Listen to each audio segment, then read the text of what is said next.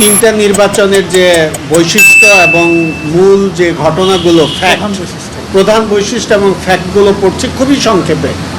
আপনারা দেখেছেন আমাদের প্রায় 300+ পৃষ্ঠার প্রতিবেদন।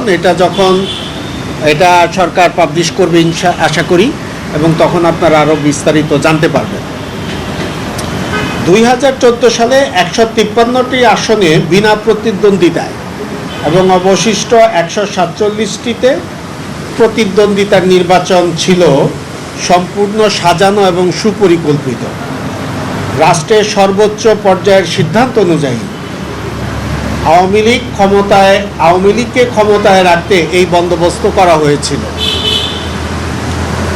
2014 সালের নির্বাচন সারা বিশ্বে বিনা প্রতিদ্বন্দ্বিতার নির্বাচন হিসেবে সমালোচিত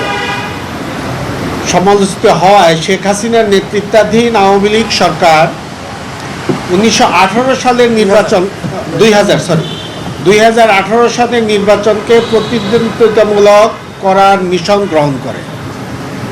বিএনপি সহ অন্যান্য বিরোধী দল তাদের সুদূর প্রসারী পরিকল্পনা বুঝতে না পেরে নির্বাচনে অংশগ্রহণ করে। তদন্ত কমিশনের প্রাক্কলন অনুযায়ী 2018 সালে 80% কেন্দ্রে রাতের বেলায় ব্যালট পেপারে সিল মেরে আওয়ামী লীগের বিজয় নিশ্চিত করে রাখা হয় আগেই, মানে ইলেকশনের আগের রাত্রেই। আওয়ামী লীগকে জেতাতে প্রশাসনের মধ্যে এক ধরনের অসৎ প্রতিযোগিতা ছিল, ফলে কোনো কেন্দ্রে ভোট প্রদানের হার 100%-এরও বেশি হয়ে যায়।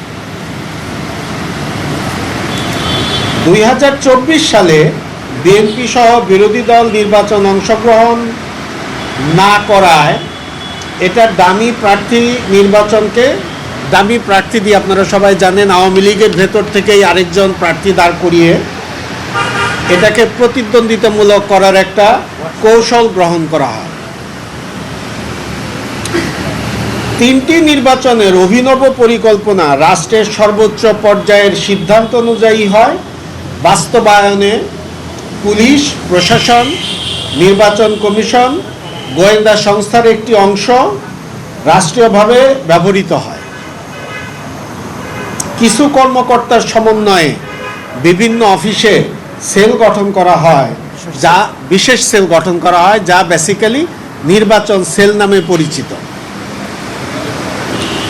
2014-2024 সময়কালে নির্বাচন ব্যবস্থাকে নির্বাচন কমিশনের কাছ থেকে মূলত প্রশাসনের হাতে নিয়ে যাওয়া হয়। এ সময়ে কমিশনের পরিবর্তে প্রশাসনই হয়ে ওঠে নির্বাচন পরিচালনার মূল শক্তি।